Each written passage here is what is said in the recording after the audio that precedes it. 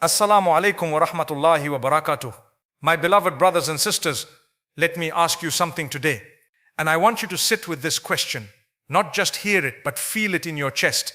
Somewhere in your city, right now as you prepare your Eid outfit and plan your feast, a child is going to sleep tonight with an empty stomach, wondering why Eid did not come to his door. A widow in your neighborhood ironed the same old dress for the fourth Eid in a row, not because she chose to, but because she had nothing else. She woke up on the morning of Eid and she cooked nothing because there was nothing to cook. And you and I, we were busy with the lights, busy with the biryani, busy with the selfies, busy with the shopping, and we forgot them. The question is not whether you celebrated Eid. The question is, did they? My dear ones, today I want to speak to your heart, not to shame you, not to condemn you, but to wake something up inside of you that perhaps has been sleeping, something that Allah placed in every one of us when He created us, and that is mercy, rahmah, compassion. Because wallahi, I promise you by Allah, the joy you feel on Eid is only complete when your neighbor feels it too. Let us go back to the beginning. Why did Allah give us Eid al-Adha? Why did He give us Eid al-Fitrah? Was it simply to reward us with a holiday, a day off, a reason to eat and dress well? No, 1,000 times no.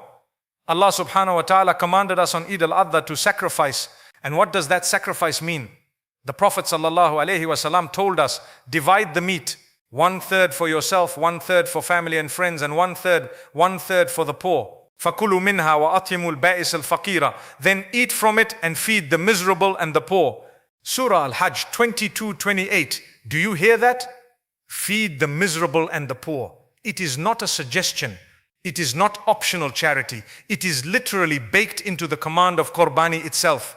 And on Eid al-Fitr, Allah commanded Zakat al-Fitr to be given before the Eid prayer. Why before? So that the poor could have something in their hands before they stood in the prayer. So that no one would stand in front of Allah on the morning of Eid with an empty stomach and a heavy heart. Eid was designed by Allah Himself so that the rich and the poor could celebrate together. The moment we separated that, we broke something sacred. The Prophet ﷺ said, he is not a believer who sleeps full while his neighbor is hungry. Not a believer, not a complete believer. Do you understand the weight of those words? Sahih al-Bukhari. Let me tell you something about the wealth in your hands. You worked for it, you earned it, you deserve it. Yes, absolutely yes. But my beloved, there is something you need to understand about the rizq, the provision that Allah placed in your hands. Allah did not give you more so that you could consume more alone. He gave you more so that you could be a vessel, a means of His mercy reaching others. وَأَنْفِقُوا مِمَّا رَزَقْنَاكُمْ. And spend from what we have provided for you. Surah Al-Munafiqun 63:10. Notice, He said what we provided for you. Not what you earned entirely on your own. Your intelligence, who gave it? Your health that let you work, who gave it? The opportunity, the time, the safety, who gave all of that? Everything you have is ultimately a trust from Allah. And every trust will be asked about on the day of judgment. There is a man, let me tell you about him, a real man whose story has been passed down. He was not wealthy. He worked as a tailor in a small shop. Every Eid, he would do the same thing, take half of what he earned that month and walk quietly without telling anyone to the families in his neighborhood that he knew were struggling. He would leave the money at the door, he would knock and he would walk away. He never posted about it, he never mentioned it, he never sought praise. When he passed away, his family found a small notebook. In it he had recorded, not for anyone to see but for himself, the names of every family he had helped over 40 years. Over 200 families. His children wept because they never knew. He never told them. That is the legacy of a man who understood that his rizq was a trust. Are you building that kind of legacy? Allah says in the Quran, and this verse, my friends, should stop you in your tracks.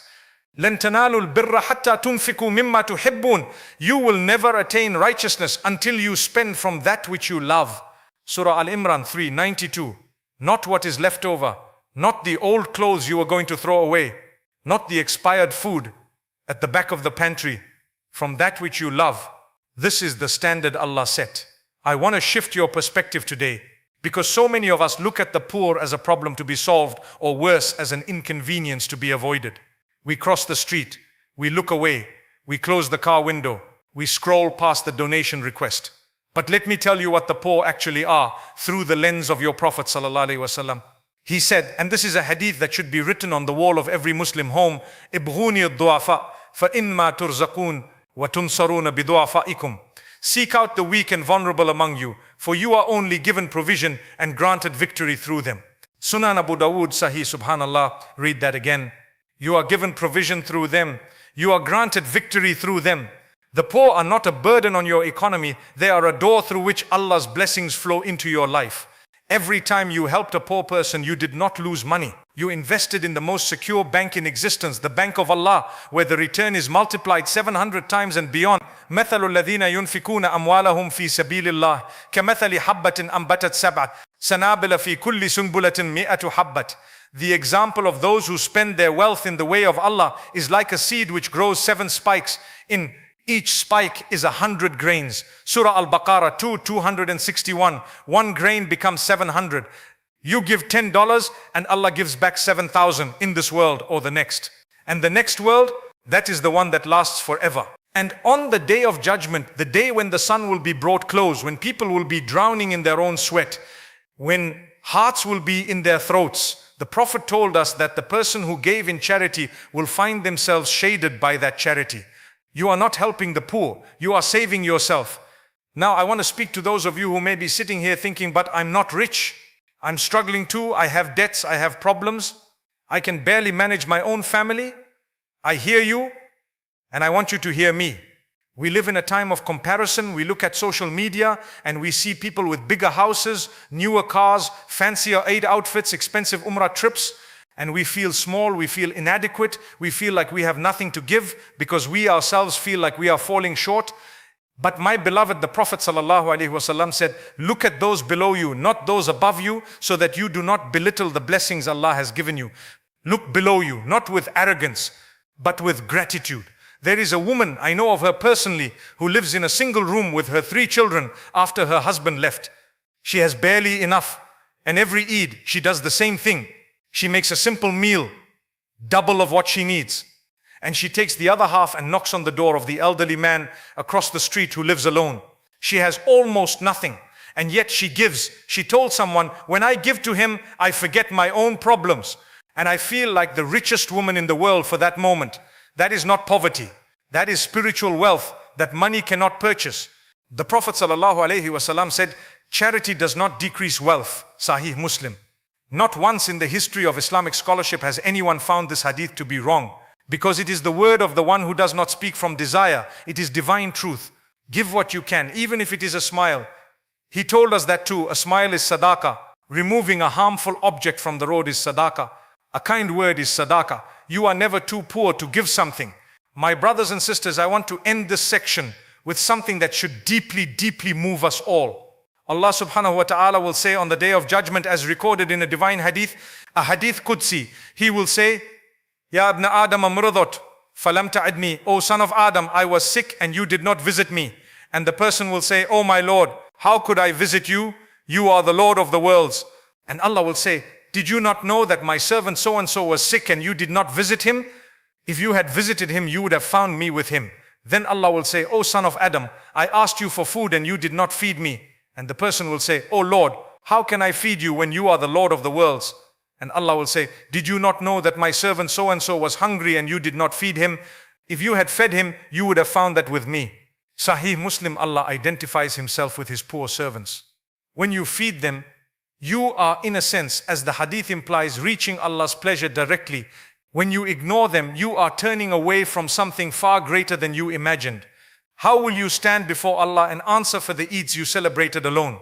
How will you explain the waste, the food thrown away while His servants slept hungry? I am not here to make you feel guilt without purpose. I am here to make you feel motivated to change. There is still time.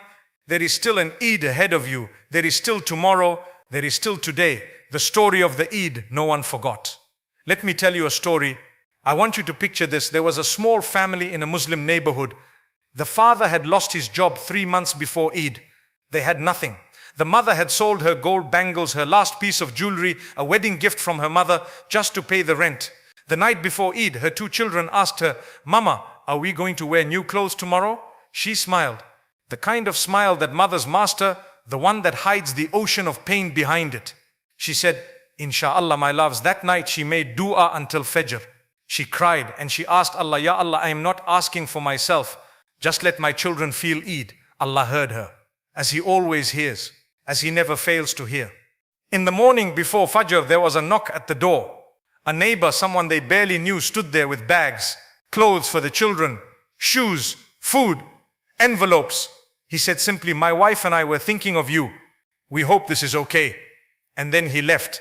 The mother closed the door and fell to the ground in sujood, in prostration, weeping, saying, Allahu Akbar, Allahu Akbar. He heard me. He answered me before Fajr. Her children wore their new clothes. They went to Eid prayer. They laughed and ate and felt the warmth of the day. And in the house 2 streets away, the neighbor who gave, he told his wife later that he had not felt so light in years, as if something had been lifted off his chest, as if he had been given a gift, not the other way around. That is the magic of giving. You give and yet you receive. You empty your hand and yet your heart fills. Who is that neighbor going to be this Eid? Who will answer someone's dua this Eid morning? Could it be you? Could it be me? Could Allah choose us out of all the people in this city to be the answer to someone's prayer? Subhanallah, what an honor that would be. What an honor, Allah's mercy. And the tests that refine us now. Some of you here today may be the ones struggling. You may be the ones praying for that knock on the door. You may be the ones who are wondering when things will get better, where your rizq will come from, how long this test will last. And I want to speak to you directly with love and with truth. Inna ma'al usri yusran. Indeed, with hardship will be ease.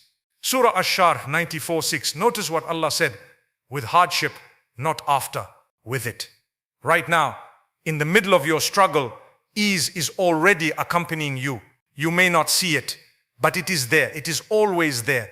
Allah also said, وَلَا تَيْأَسُوا مِنْ رَوْحِ اللَّهِ إِنَّهُ لَا يَأَسُوا مِنْ رَوْحِ اللَّهِ إِلَّا الْقَوْمُ الْكَافِرُونَ.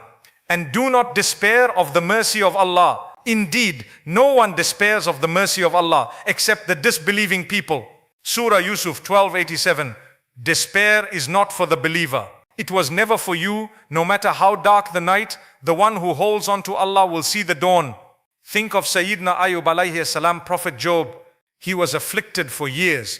Years of illness, of loss, of pain. And yet, his tongue never stopped making dhikr. His heart never left Allah. And Allah not only restored him, He gave him back double of everything he had lost.